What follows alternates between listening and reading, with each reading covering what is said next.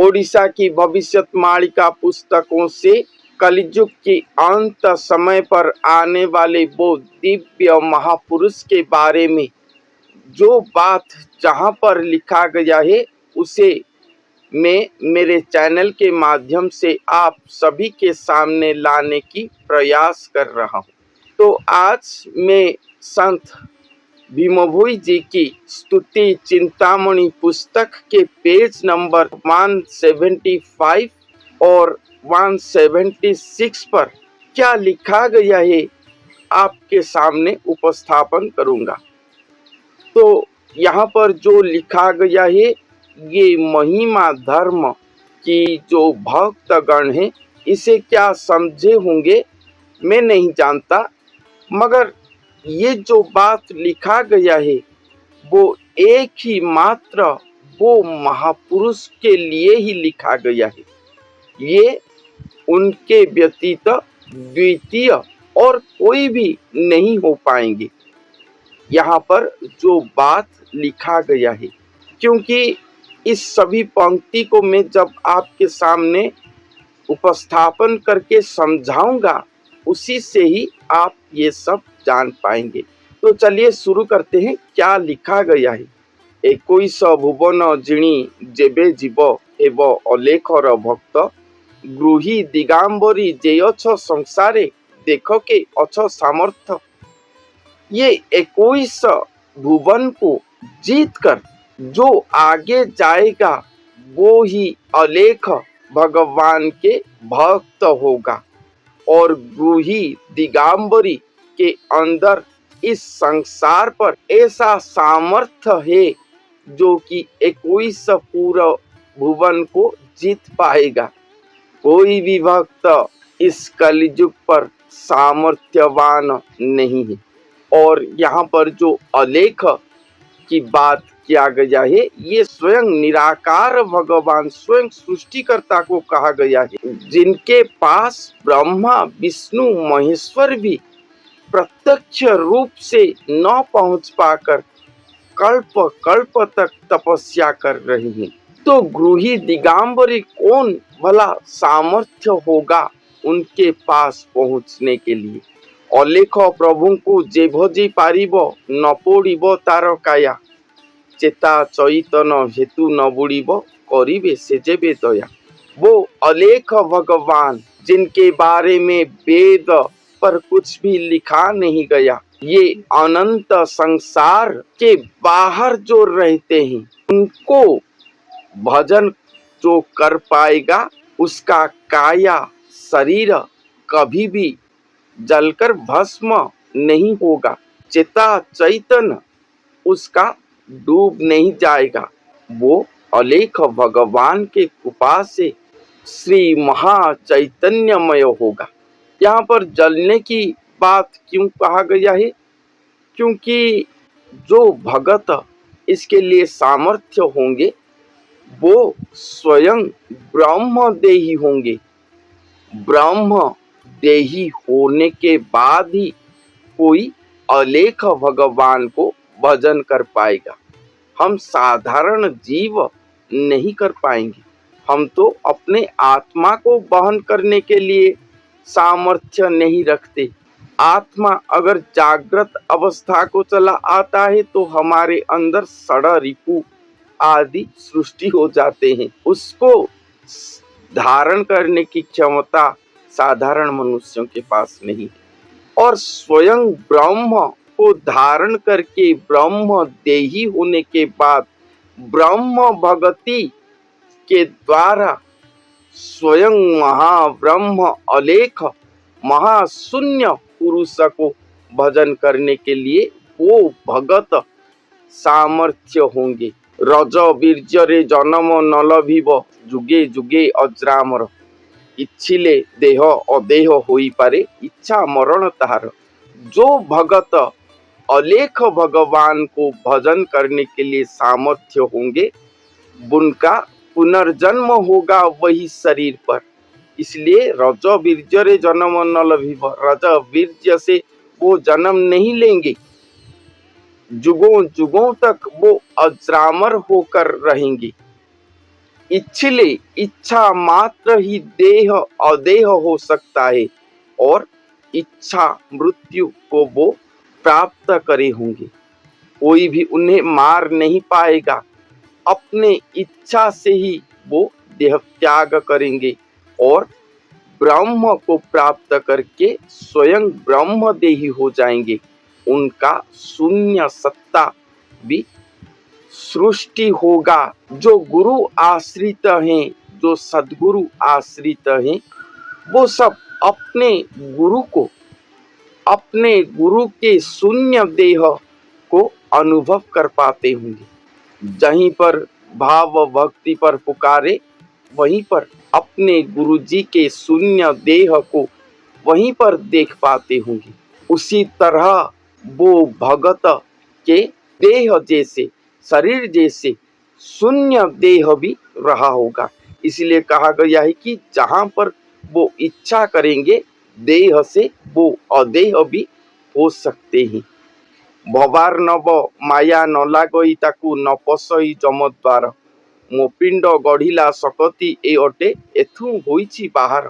भवार नव माया उनको स्पर्श नहीं करेगा, ना ही वो कभी जमद्वार को प्रवेश करेंगे, क्योंकि वो भगत ही स्वयं अलेख भगवान के पिंड को गठन करने वाले स्वयं शक्ति हैं, जिनके शरीर पर स्वयं अलेख पुरुष अवतरण करेंगे और उन्हीं के शरीर से ही बाहर होंगे। यही बात कहा गया है। बहुत ही इम्पोर्टेंट लाइन है ये। मोपिंड गढ़िला सकती ए अटे, ये मेरे शरीर को गठन करने वाले शक्ति हैं। एथु हुईछि बाहर, इन्हीं से ही मैं बाहर हुआ हूँ। मेरा कोई जन्म नहीं है। रज वीर्य के माध्यम से मैं जन्म नहीं ले पाऊंगा, क्योंकि मैं स्वयं अलेख पुरुष हूँ। इसीलिए धरती पर एक भगत आएंगे जो कि अपने साधन के बल पर अलेख की भक्त कहलाएंगे। वो भक्त ही अपने शरीर को गठन करेंगे और वो जो शरीर गठन करेंगे वो स्वयं अलेख भगवान का शरीर होगा। वही शरीर पर अपने शून्य सत्ता को युक्त करके वो स्वयं नरदेही होंगे। इसीलिए मैंने प्रारंभ से कहा कि ये अलेख महिमा धर्मी लोग इसे क्या समझे होंगे मैं नहीं जानता, मगर ये जो अध्याय लिखा गया है, ये अध्याय केवल ही केवल वो महापुरुष के लिए ही लिखा गया है। मातार पदकू जेभ पारिछि, प्रलयरू हेला पार, अलेख पुरुष करंती ताहांकु जन्म मरण उद्धार। अलेख भगवान को प्राप्त करने के लिए पहले मातृशक्ति की आश्रा लिए होंगे, मातृशक्ति को ही भजन करे होंगे, तब भी जाके वो प्रलय से मुक्त होंगे, उद्धार होंगे और अलेख पुरुष उन्हें जन्म मृत्यु चक्र से उद्धार कर लेंगे। देह धारण करके वो रहे होंगे, मगर मृत्यु से पहले ही वो जन्म मृत्यु चक्र से मुक्त हो गए होंगे। जीवा सुस्वादुरे नथाई से जन नित्य असाधना जोग, जीवा सुस्वाद पर वो नहीं रहे होंगे, नित्य असाधना जोग वो करते होंगे। मुक्ति भंडारु अलेख पुरुष बोले अधेने वे भाग, भगवान ही एकमात्र हैं जो कि भक्तों को मुक्ति प्रदान करते हैं। भगवान के वही मुक्ति भंडार से आधे 50% जो है वो भाग वो महापुरुष ले जाएंगे। अर्थात वो महापुरुष को जो लोग भक्ति करेंगे, शरण जाएंगे वो महापुरुष के, वो महापुरुष अपने इच्छा पर ही उन सभी को मुक्ति प्रदान कर पाएंगे। और यहाँ से वो महापुरुष के लिए अलेख भगवान स्वयं कह रहे हैं तू ही मोते जाणु मुही तोते जाने एथिरे संशय नाही। तू ही तही जीवु मुरुछि न पारी मुही संगे जीवी तही। तू ही मोते जाणु एकमात्र वो महापुरुष ही अलेख भगवान को जानते होंगे और अलेख भगवान वो महापुरुष को खुद पहचानते होंगे कि वो कौन है। तू ही तही जीवु मुरुछि न पारी, और अलेख भगवान कहते हैं कि तुम जहां पर भी जाओगे मैं तुम्हारे साथ ही हमेशा जाऊंगा, क्योंकि वो महापुरुष के शरीर पर ही स्वयं जन्म लिए होंगे, वो शरीर को वो धारण करे होंगे। मु तोहर पुत्र तू मोहर पिता एतिकी विश्वास नेबी। वो महापुरुष ही भगवान के पिता हो जाएंगे और भगवान वो महापुरुष के पुत्र हो जाएंगे, क्योंकि उन्हीं से ही वो सृष्टि हुए होंगे। मोते तू ही जही बसाइबु भक्त तही मुही बसी थी।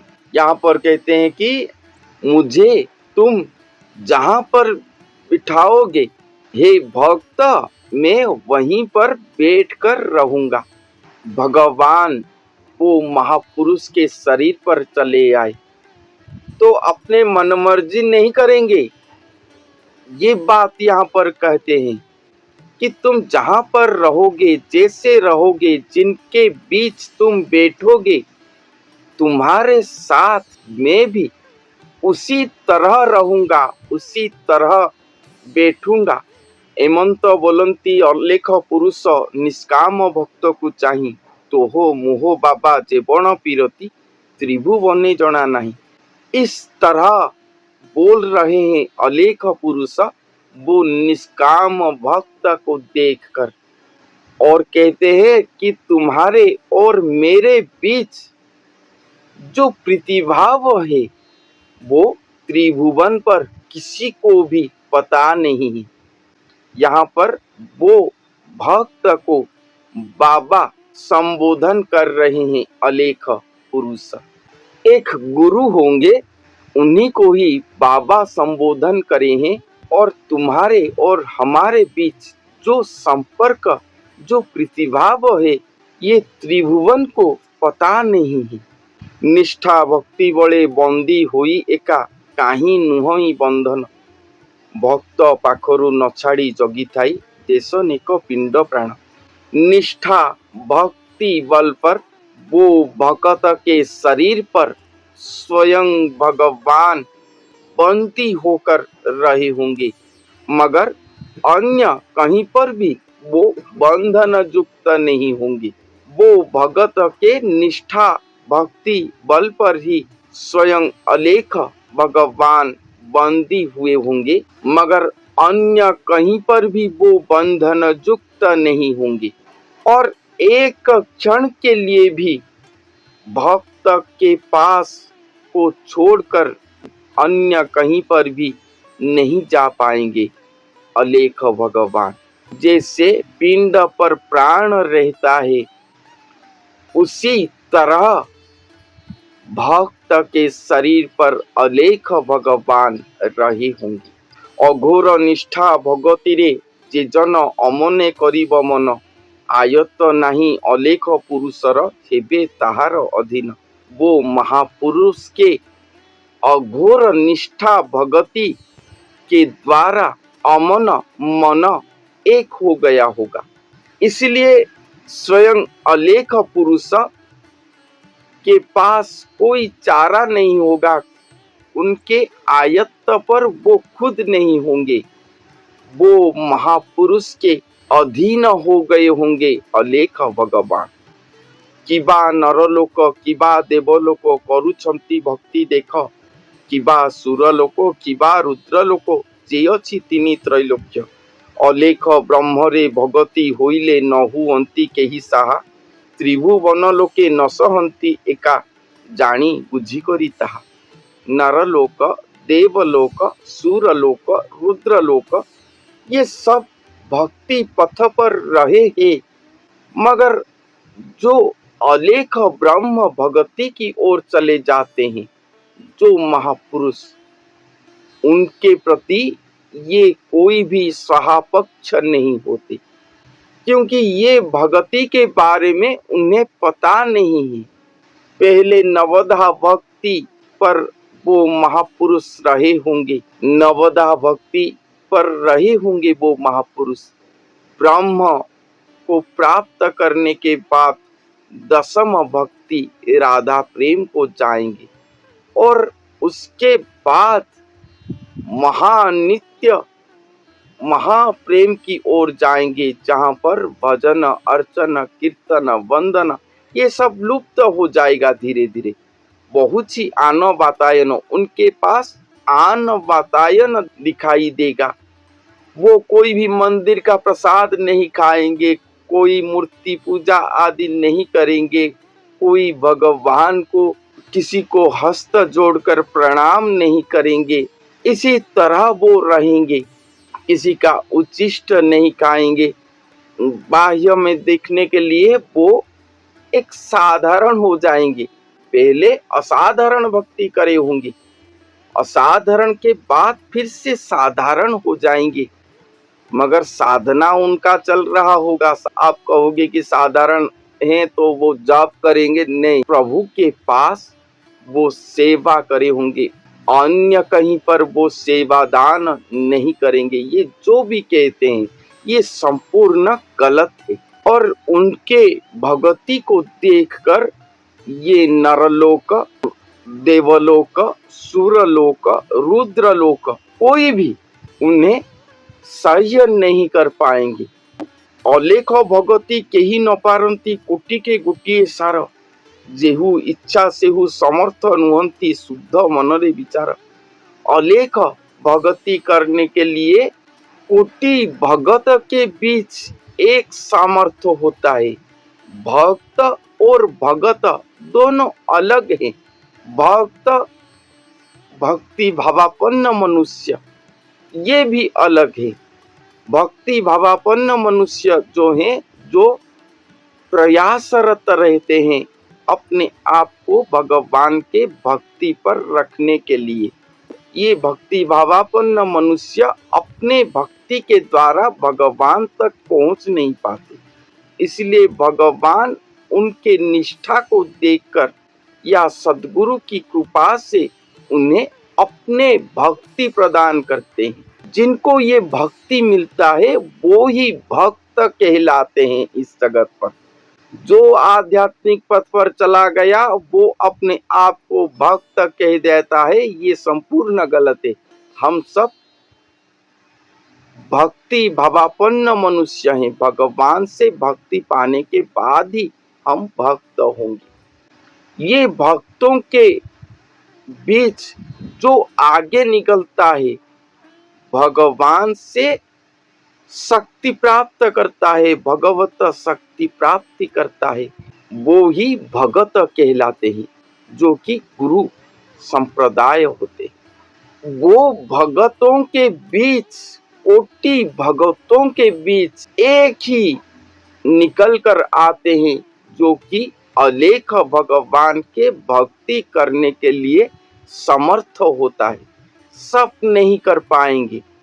अपने इच्छा पर तुम कर लोगे, ये सोचना भी गलत है। ये बात भी लिखे हैं महापुरुष ने, जेहू इच्छा सेहू समर्थ नुहंती शुद्ध मनरे विचार।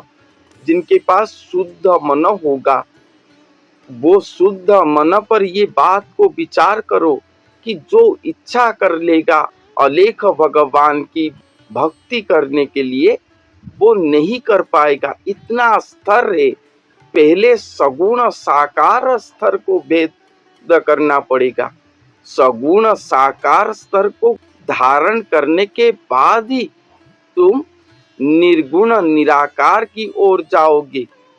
जिस स्तर को जा न पाकर व्यास शुक जैसे बड़े बड़े ऋषिगण भी मना कर दिए हैं, बड़े बड़े जगत गुरु भी कहे हैं कि नहीं, सगुण साकार को सब भजन करना चाहिए। उनको भजन करके मुक्ति मोक्ष प्राप्त करना सहज है। निर्गुण निराकार की ओर मत जाना चाहिए।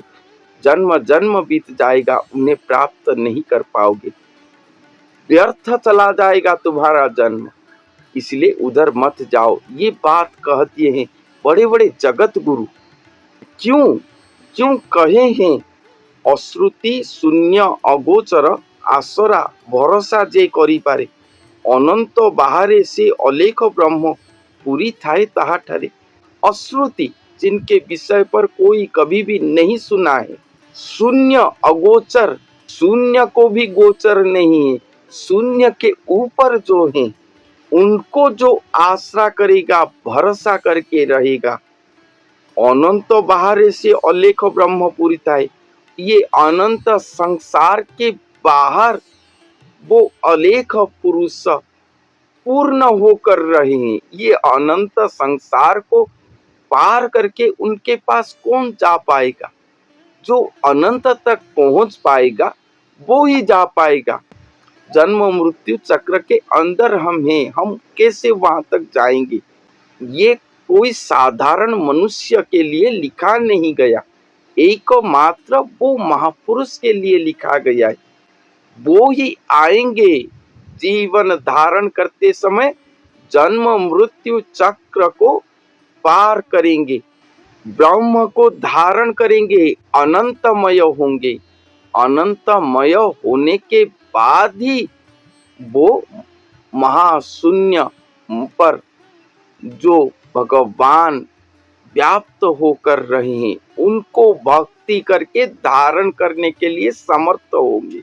ये कोई साधारण मनुष्य नहीं कर पाएगा। इसलिए कहा गया है कि कोटि भगत के बीच एक कर पाएंगे। कोटि भगत, कोटि गुरु, उनके बीच एक कर पाएंगे, अन्य कोई नहीं कर पाएगा। तिनी भुवन रे संसार जाकरे काहाकू नाही ता भय, तेणु करी तार इष्ट होई थांती अलेख पुरुष दिया। ये तीन भुवन पर, ये संसार पर किसी के प्रति उनके मन पर भय नहीं होगा, क्योंकि उनका इष्ट स्वयं अलेख भगवान होंगे। ये एकमात्र वो महापुरुष के लिए लिखा गया है। इसके लिए अन्य कोई भी मनुष्य भाजन नहीं है। हर किसी का एक स्तर होता है। मैं पुरी पर रहता हूँ, पहले पुरी के सीमा को क्रॉस करूंगा, उसके बाद अन्य जिला को क्रॉस करके उड़ीसा के बॉर्डर को क्रॉस करूंगा, उसके बाद आगे जाऊंगा। उसी तरह एक के बाद एक स्तर, एक के बाद एक पहाड़ को चढ़ने के बाद ही टॉप के ऊपर हम जा सकते हैं, नहीं तो नहीं जा पाएंगे। वो जो महापुरुष आए होंगे वो एक साधारण मनुष्य से अपने यात्रा आरंभ करे होंगे और महाशून्य तक उनका गति होगा, और वो यही लक्ष्य को लेकर भगवान के द्वारा प्रेरित होकर, उन्हीं के अंश अवतार होकर धरती पर जन्म लिए होंगे। इसीलिए ही वो समर्थ होंगे, द्वितीय और कोई नहीं है। ये केवल वो महापुरुष के बारे में लिखा गया है। यही सार निर्यास है ये अध्याय का। तो आज के लिए इतना ही। धन्यवाद।